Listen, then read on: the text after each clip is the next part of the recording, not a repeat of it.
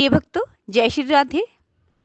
आपके अपने channel nine bright star में मैं आप सभी का हार्दिक अभिनंदन करती हूँ और माता रानी से प्रार्थना करती हूँ कि अपनी कृपा सदैव आपके ऊपर और आपके परिवार के ऊपर बनी रहे।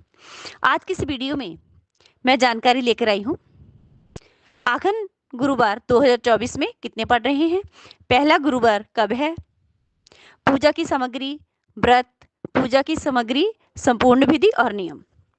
प्रिय भक्तों, 16 नवंबर से मार्गशीर्ष मास का प्रारंभ हो चुका है। मार्गशीर्ष मास आघन के महीने में गुरुवार का बहुत बड़ा महत्व होता है। इस महीने में जितने भी गुरुवार आते हैं उन सभी गुरुवारों में माता लक्ष्मी की विशेष पूजा आराधना की जाती है। पद्म पुराण में इसका वर्णन आता है कि जो व्यक्ति गुरुवार के दिन माता महालक्ष्मी की पूजा आराधना करते हैं उनके घर में माता लक्ष्मी सदैव स्थायी रूप में वास करती हैं। इसी कारण आघन मास के गुरुवार बहुत महत्वपूर्ण होते हैं। आइए अब जानते हैं कि इस बार हमें आघन मास में कितने गुरुवार प्राप्त हो रहे हैं। आघन मास 16 नवंबर को प्रारंभ हो चुका है और पहला गुरुवार हमें प्राप्त हो रहा है 21 नवंबर 2024 को। दूसरा गुरुवार हम सबको प्राप्त हो रहा है 28 नवंबर 2024 को। तीसरा गुरुवार हमें प्राप्त हो रहा है 5 दिसंबर 2024 को। चौथा गुरुवार हमें प्राप्त हो रहा है 12 दिसंबर 2024 को। इस आघन मास में 4 गुरुवार हमें प्राप्त हो रहे हैं। ये चारों गुरुवार वरदान के समान हैं। आइए अब नोट करते हैं गुरुवार पूजा के लिए क्या क्या पूजा सामग्री चाहिए। नारियल, केले, सिंघाड़ा, कच्चा आंवला, सीताफल, धान की बाली, पान, कपड़ा, तेल, घी, शक्कर, चावल का आटा, धूप दीप, अक्षत, पुष्प, मौली, हल्दी। आइए अब जानते हैं पूजा विधि क्या रहेगी। इस व्रत में एक दिन पहले ही पूजा की तैयारी शुरू हो जाती है। घर के मुख्य द्वार के ऊपर गंगा जल छिड़क कर मुख्य द्वार को शुद्ध कर लिया जाता है और बुधवार की शाम को घी का दीप प्रज्वलित किया जाता है। घर के मुख्य द्वार में चावल के आटे से स्वास्तिक बनाएं। मुख्य द्वार से शुरू करके माता के पद्म चिन्ह वहां तक बनाएं जहां तक माता की चौकी लगी हो। पद्म पुराण में ऐसा वर्णन मिलता है कि आघन मास गुरुवार को ब्रह्म मुहूर्त में माता लक्ष्मी पृथ्वी पर वास करती हैं। जो लोग मां लक्ष्मी की आराधना करते हैं घर के मुख्य द्वार पर दीप प्रज्वल करके रखते हैं, उनके घर में मां लक्ष्मी प्रवेश कर जाती है। गुरुवार के दिन सुबह स्नान करने के बाद स्वच्छ वस्त्र धारण करके पूजा को आरंभ करें। आम के पत्ते और आंवले के पत्ते का तोरण सजाएं। महालक्ष्मी की मूर्ति या चित्र को चौकी के ऊपर विराजमान करें।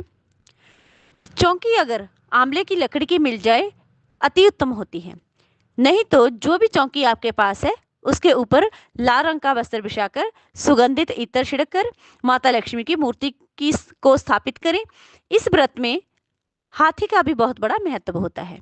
मिट्टी या लकड़ी का हाथी या फिर आप चांदी का हाथी भी ले सकते हैं। माता लक्ष्मी की फोटो की दोनों तरफ हाथी विराजमान करें। इस पूजा में हाथी पूजा का विशेष महत्व होता है। ऐसे में माँ का गज लक्ष्मी स्वरूप तैयार हो जाता है। माँ का गज लक्ष्मी रूप स्वरूप हर प्रकार की ऐश्वर्य देने वाला होता है। कलश की स्थापना अवश्य होती है।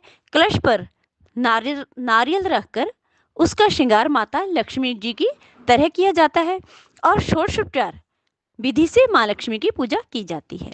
ये पूजा विशेष रूप से होती है, इसलिए 16 उपचारों से माता लक्ष्मी की पूजा की जाती है। आघन गुरुवार के दिन चारों पहर में माता लक्ष्मी की आराधना की जाती है।